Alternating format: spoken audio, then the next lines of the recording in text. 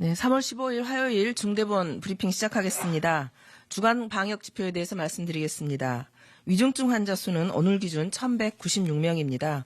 오미크론의 중증화율은 0.31%로 델타의 1.84%에 대비해서 약 6분의 1 수준입니다. 이에 따라 중증 환자 발생이 예측 범위보다는 낮은 수준으로 증가하고 있습니다. 위중증 환자는 3월 말 4월 초에 가장 많았습니다. 대략 2,000명 내외까지 발생할 것으로 보고 있습니다. 이에 대응한 의료 준비를 하고 있습니다. 사망자는 주간 평균 229.4명이고 오늘 기준 293명입니다. 고인의 명복을 빌고 유가족들에게도 심심한 위로의 말씀을 전합니다. 오미크론의 대응 체계는 전체 확진자 수의 억제보다는 중증과 사망 피해를 최소화하는 것을 목표로 하고 있습니다. 일일 확진자 수가 30만 이상 발생하면서 지속적인 증가세를 보이고는 있지만 확진자 수가 많이 발생했던 다른 나라에 비하면 낮은 치명률을 보이고 있습니다. 1월 중순쯤 오미크론의 정점에 다다랐던 미국의 경우 560만 명이 최고 확진자 수를 보였고요. 프랑스는 240만 명 이상이 발생했습니다. 그때 당시 누적 치명률은 각각 1.21, 0.61이었습니다. 반면 우리나라의 경우에는 누적 치명률이 0.15 수준으로 점차 낮아지고 있습니다. 인구 10만 명당 사망자 수로 비교하여도 우리나라는 10분의 1 수준입니다.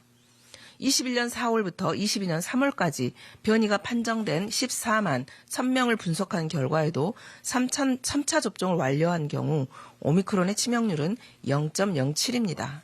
3차 접종을 완료한 60세 미만은 거의 0%입니다. 그렇지만 미접종 시의 치명률은 0.52로 분석되어서 접종을 받지 않은 경우 오미크론의 치명률은 계절 독감의 5배 정도로 보이고 있습니다.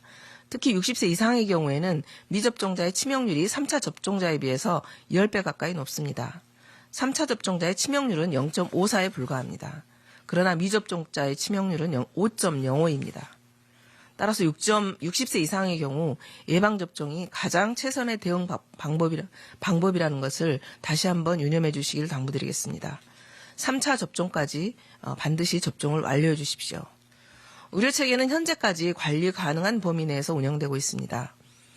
지속적인 병상 확충 노력으로 중환자 전담 치료병상 2,779개와 준중환자 병상 5,066개를 합쳐 대략 7,800여 개를 보유하고 있습니다. 현재 중환자 병상은 65.1%가 사용 중입니다. 준중환자 병상은 70%가 가동되고 있습니다. 확진자 발생 시 병상 배정은 원활하게 진행되고 있습니다.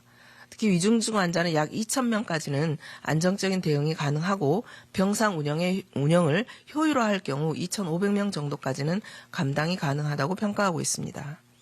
또한 무증상 경증 환자가 기저질환의 치료를 위해서는 일반 의료 체계에서 코로나 진료를 받을 수 있도록 하는 것을 확대하고 있습니다. 3월 16일부터는 입원 중에 코로나가 확진됐을 경우 일반 병상에서 치료를 계속하는 것을 원칙으로 하고 있습니다. 또한 일반 병상에 입원하는 경우에는 인센티브를 제공해서 일반 병상 내의 진료를 좀 더 활성화할 수 있도록 해나갈 예정입니다. 일반 병상 입원도 의료기관에 대한 손실보상 또 병상 단가와 유사한 정책 가산 수가를 적용하게 됩니다. 확진 환자의 경우는 검체 채취일로부터 격리 해제 시까지 최대 7일간 이 수가가 적용이 가능하고 3월 14일부터 3월 31일까지 한시적으로 운영됩니다. 재택치료 체계도 지속적으로 개선하고 있습니다.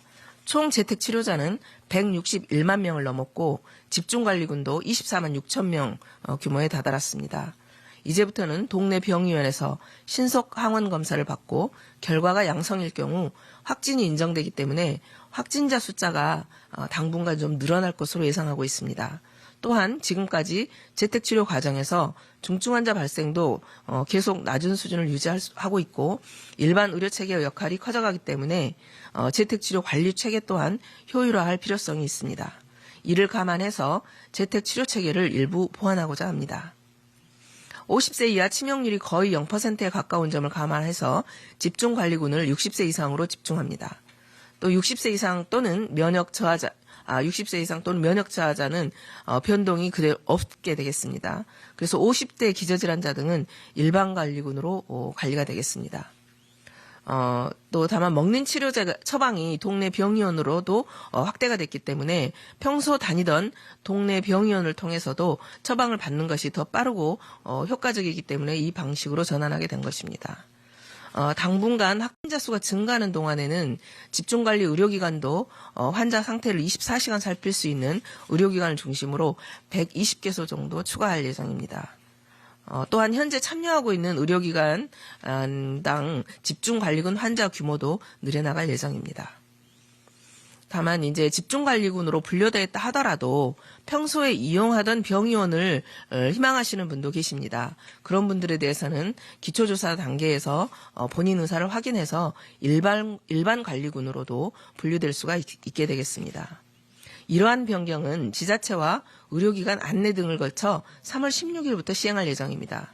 집중관리군 환자를 32만 명 수준까지 감당 가능하고 또 고위험군의 먹는 치료제 치료가 더 신속하게 처방될 것으로 보고 있습니다.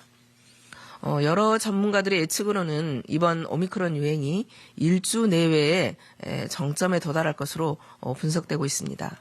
정부는 중증과 사망 최소화를 목표로 방역과 의료체계를 계속 재편하며 대응해 나가고 있습니다. 전문가들의 예측대로 상황이 전개된다면 오미크론 유행을 준비된 관리 범위 내에서 견디어내고 또 이후에는 코로나 함께 살아가되 보다 일상에 가까운 생활이 가능할 것으로 예상하고 있습니다. 국민들께서도 조금만 더 힘을 내서 마스크 착용 등과 같은 방역수칙 준수와 예방접종에 적극 동참해 주시기를 당부드리겠습니다.